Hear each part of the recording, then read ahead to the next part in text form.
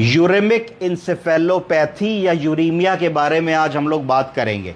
हम लोग देखते हैं प्रायः वृद्धजन गर्मियों में जब हमारे पास आते हैं तो बहुत डिहाइड्रेटेड होते हैं, उनमें पानी की कमी होती है, ब्लड प्रेशर कम होता है। जब आते हैं, जब ब्लड प्रेशर कम होता है तो वॉल्यूम कम हो जाता है शरीर में फ्लूइड का।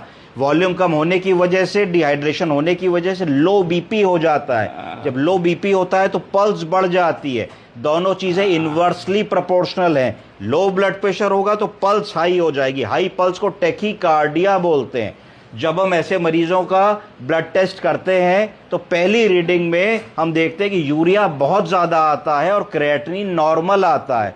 तो अगर यूरिया सिर्फ बहुत ज़्यादा है और क्रिएटिनिन नॉर्मल है तो तुरंत समझ जाना चाहिए कि इस व्यक्ति को किडनी की लंबी बीमारी नहीं है। अगर लंबी बीमारी होगी जो सालों से चल रही है तो उसमें यूरिया भी बढ़ेगा और क्रिएटिनिन भी बढ़ेगा। सिर्फ यूरिया बढ़ने का मतलब है कि जनरली इसको प्री रीनल कहा जाता है। प्री रीनल डिहाइड्रेशन से होता है, कम पानी पीने से होता है, गर्मी के एक्सपोजर से होता है, कुछ गर्म दवाएं खाने से होता है जो नेफ्रोटॉक्सिसिटी करती हैं, जिनकी वजह से किडनी गड़बड़ होने लगती है।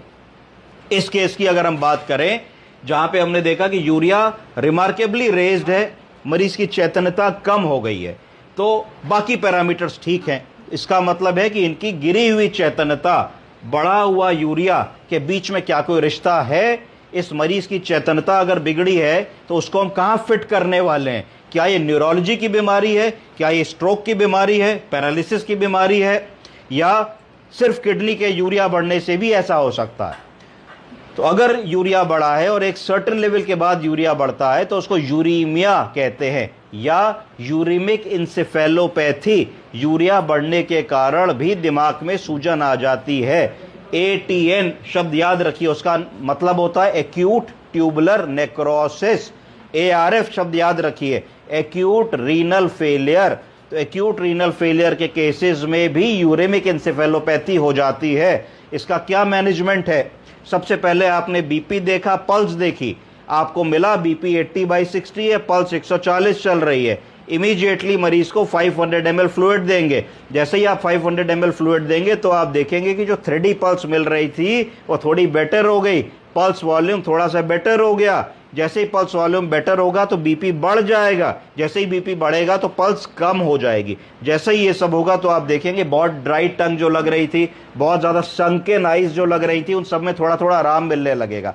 अगर ये सब करने के बाद मरीज का SpO2 मेंटेन्ड है, कोई सांस नहीं फूली, अगर आप चेस्ट को ऑस्कल्टेट करके देख सकते हैं, आपने देखा कोई बाइलेटरल बेसल क्रेफ्ट्स नहीं है, कोई रेल्स नहीं है, उस स्थिति में आप पेशेंट को सेकेंड बॉटल भी देंगे। जैसे ही आप सेकेंड बॉटल देंगे 1 लीटर फ्लूइड जाएगा, आप देखेंगे कि पल्स वॉल्यूम और बेटर हो जाएगा, बीपी और बेटर हो जाएगा।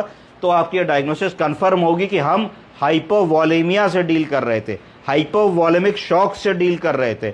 हाइपोटेंशन हाइपोवॉलीमिया की वजह से था। जब total volume of circulating fluid कम था, जब मीन आर्टीरियल प्रेशर कम था, तो इतना भी ब्लड प्रेशर नहीं था कि रीनल परफ्यूजन होता। जब रीनल परफ्यूजन नहीं हो रहा था तो डायलिसिस नहीं हो रही थी, किडनी पेशाब नहीं बना पा रही थी। जैसे ही मीन आर्टीरियल प्रेशर बढ़ेगा, रीनल परफ्यूजन बढ़ना शुरू होगा। हम देखेंगे कि यूरो बैग में धीरे धीरे यूरिन आउटपुट आना चालू हो जाएगा। मरीज अगर होश में आ गया है तो मुंह से उसको इंटेक बढ़ाएंगे 1.5 से 2 लीटर अगले 12 से 24 घंटों में। होश में नहीं है तो राइल्स ट्यूब बढ़ाएंगे।